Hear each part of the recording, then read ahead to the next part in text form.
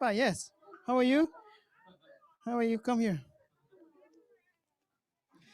What a joyful welcome. So, I want to welcome you, all of you guys. I know that we are in different walks of life, right? We are going through some of us. It says that some of us, we are either people, we are in these three categories. We fall into these three categories, like people, those who are entering into the storm. Some are in the middle of the storm, right? They're battling in the storm, and some are coming out of the storm, right? So we may fall into those categories. We are entering into the storm, something happening, going on in our lives, and we are in the middle of this issues and problems, ongoing things we are battling in our lives, right? And some are actually being able to see the victories, right? God is giving you, has given you victories. Um, as a church, we want to recognize these seasons in our lives, and and amazingly, marvelously, Jesus has offered us a way out, not just to overcome those barriers, but then to be victorious and to live with Him and to have the everlasting life, right? John 10:10, everlasting life. So we want to remember that we are not meant for the problems, right? So God has given us a life of victory, resurrections. But of course, there is this cross, there is this suffering. We cannot deny that we don't have suffering in our lives. We have sufferings.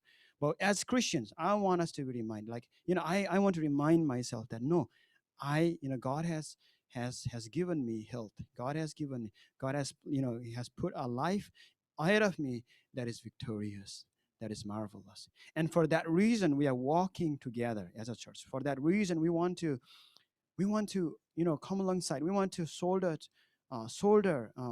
one another. We want to pray for each other. We want to hear people share their journeys. um, EHS, emotionally healthy spirituality, is nothing short of, like, it's just, I love when he says that we are actually creating a platform or a space for us to share, right? We are hearing and listening so much going on in the media, so much going on in the news, so much going on in the politics, so much going on all around, advertisements after advertisements, so much, right? So we are filled with information so much, and we don't have time to process those informations, or we may not have time, we may not have platform to share our things. And emotionally healthy spirituality is really that addresses not just the tip of the iceberg, but what is happening underneath, beneath, in our lives, in the deeper part of our lives, right? And Jesus really wants to bring transformation, change in the deep part of our lives, of our being, of who we are, right? So I really believe that we are praying as a church. We are listening to God every week. We are listening to God and praying that God will bring change, transformation, and healing in our lives, right? And not to scare you. And the Peter Scaggio, he actually reminds us, saying that this is a time for us to, the degree that you open yourself, you open up to Jesus, and He will actually work in your life. He will, the more vulnerable you become, Jesus you allow Jesus to work in your life, the more vulnerable, the more you share, He will add oil. He will actually bring healing into your lives more.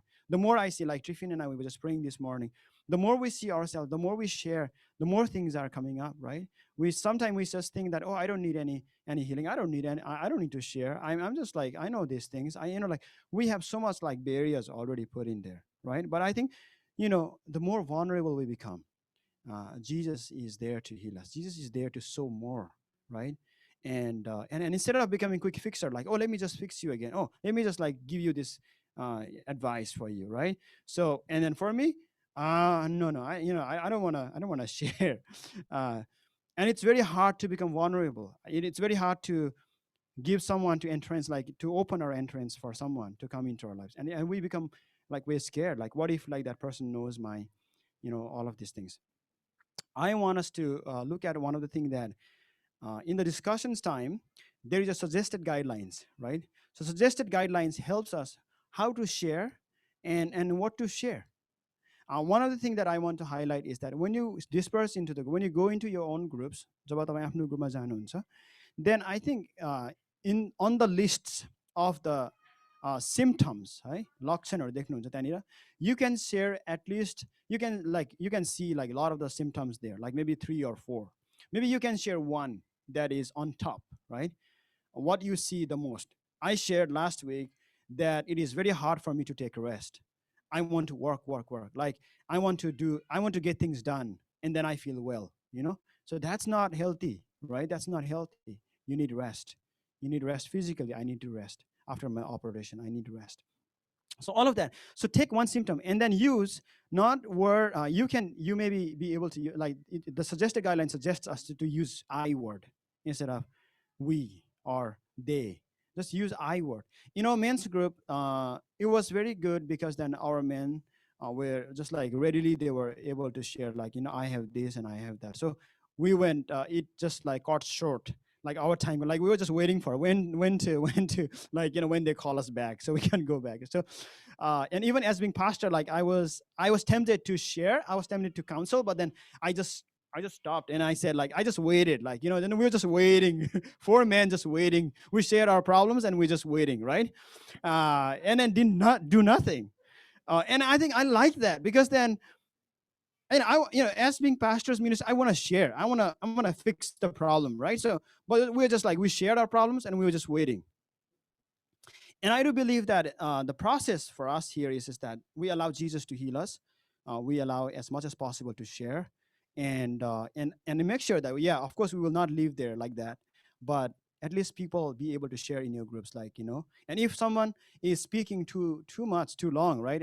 I think 5 minutes and more beyond 5 minutes is too long, right? So gently help the other person, like allow the other person to share as well. You know so just trying to facilitate this time for discussions. Right now we're going to go into the groups right now. So what we're going to do is just that take those symptoms again, the list of the symptoms, and then share from that symptoms, or someone can read out loud, and then after the reading of the symptoms, you can just say, then you can start sharing. um, for the groups for online, I think it's quite tricky, but we have more time today because we are not showing any videos. So let's just take some time, around 30 to 35 minutes, and then we'll just stay here. And please stay, with those who are online, find your groups quickly, and then get into your groups. People, those who are here already, I can see 25, over 20 people over here, right here. So we can make one group over here, one over there, and one over here. Already the location is already there. Okay, thank you, Sandra. So, and then one can be in my room as well. The okay. Do you want to do that? Okay. Sure. So I think for the facilitators, you should know in the group chat, you would have the locations. So you just go to your location group. And for those who leaders might be on Zoom, that because some of the leaders in your group, the members that in your group, that they might not be here, so you might need to log into the Zoom, but that we will arrange. So for leaders, facilitators, you know where you are, right? So you take your people to the area that you need to be, for those who are here. Yep. And yeah, yeah, so right now it will take some time for the Zoom operator to put people into groups, but for the rest we can do it now, like over here. Oh, for the new people, we already assign them to groups, so the leaders would know who is in their group. Yes, I already put people into groups. With yeah.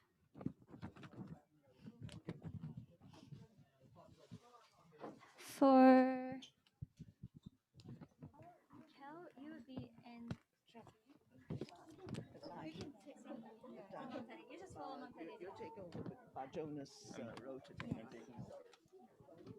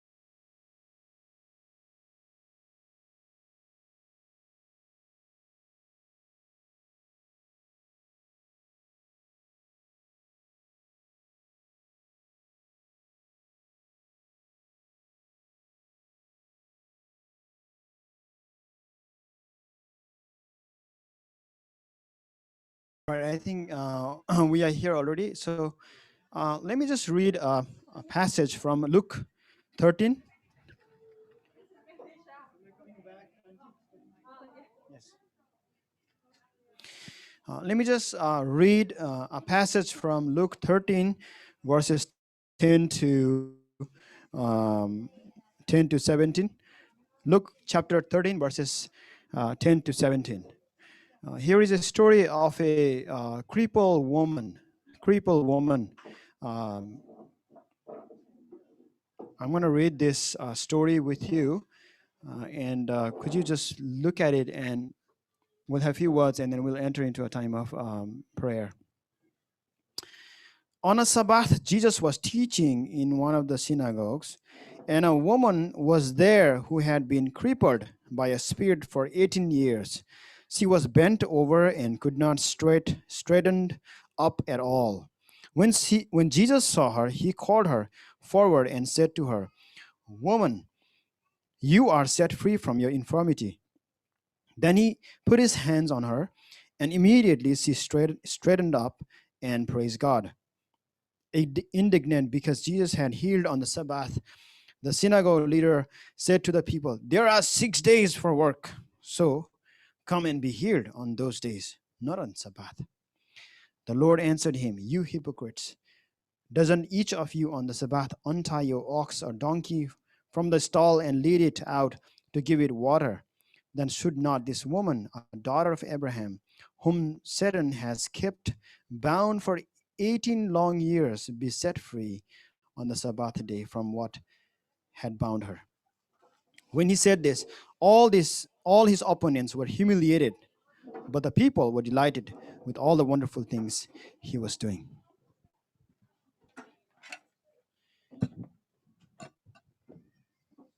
Now it's very we don't have time to just to go through a long thing, but just a couple of things that stands out from this passage is that you know this story, right? You know this story. A woman crippled, meaning like bent over. Have you seen ever seen that kind of woman who had the similar problem? Oh yeah, Stephanie Auntie saying I had.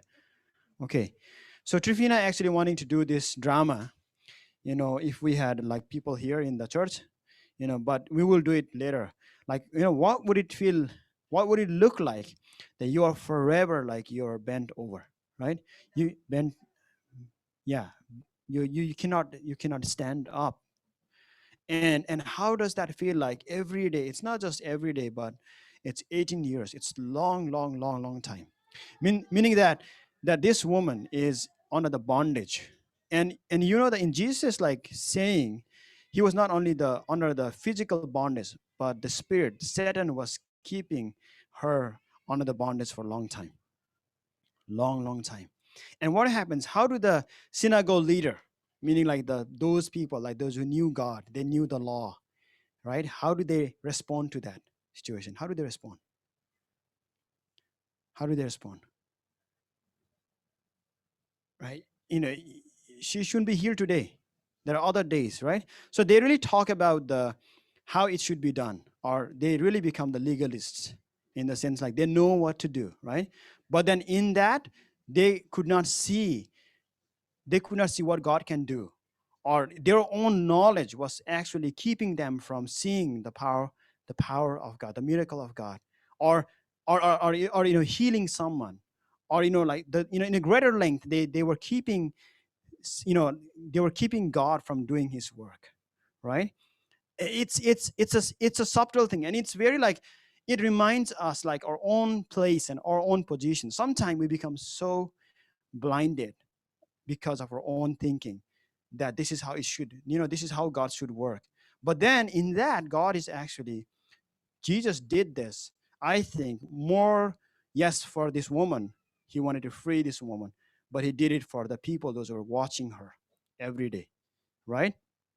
That they needed to see Jesus.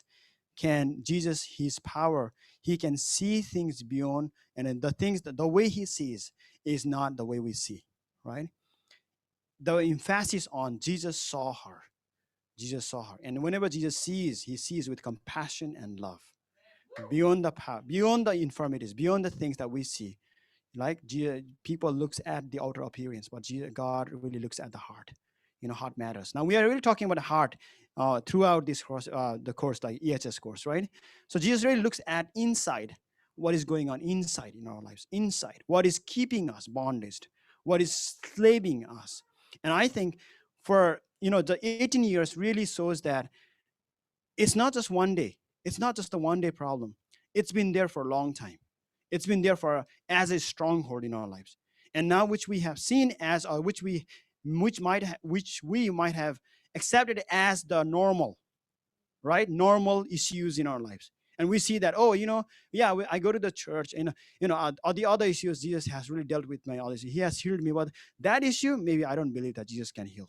Jesus can bring breakthroughs in my life. It's been there for a long time, right? But I do believe that Jesus wants to address those issues in our lives that has been there for long, long, long time.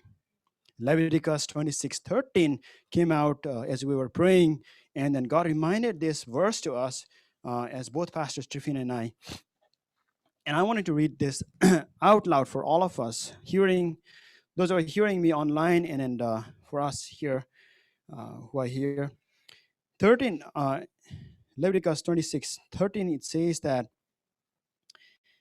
I am the Lord your God who brought you out of Egypt so that you would no longer be slaves to the Egyptians. I broke the bars of your yoke and enabled you to walk with heads held high. Amen. Amen. The life of Egyptians really represents the life of sinfulness, the slavery, when we were in the bondage of sinfulness, right? When we are under the bondage of sinful things, we are like slave. We are not free, as if like it just enslaves us again and again, right? But then God says that I freed you. I took you out of that place so that you can now, what it really says is, it really talks about you. I broke the bars of your yoke, and enabled you to walk with heads held up, right? So it really talks about the new posture that God has given to us. I do really believe that people, those are suffering, going through problems, physically they are also bent over. Their face downcast. There is no joy, there is no happiness, there is no freedom in their lives. Physically we can manifest that what is going on inside in our hearts, in our spiritual lives. We can actually, that is being manifested outwardly. We can see, people are not happy. Things are there, but it's not, something is missing. And I really respect the way Peter Scaggiorio, he puts out like, I was angry, I was tired, I was furious. And he's a pastor, senior pastor, who planted this big church, but then he just keeps on telling about all these problems that was happening. And my marriage was not going well. I was just like doing things to get, I was fixing things. Like saying all of this, like I was furious, I was cursing, I was stressed out, I was angry. See, do you hear did you hear that the video last week? I could hear him being vulnerable and really like speeding out all of those things that he was struggling in his life. And of course, these are some of the things that we struggle in our lives. But then, the point is that um, that Jesus sees those things. The problem of sin is that we have to constantly battle with this. But at the same time, there are strongholds caused by our sinfulness, past, present, or even like whatever ways the people committing those things also affects us, and like bear the responsibilities of the sin, right? So whatever it is, but Jesus, the good news is that he sees, and he actually not just like sees, but he speaks the word, right? He speaks the word, and then when he speaks the word, powerful words are spoken, like what he says. um he says that, um, woman, you are set free from your infirmities.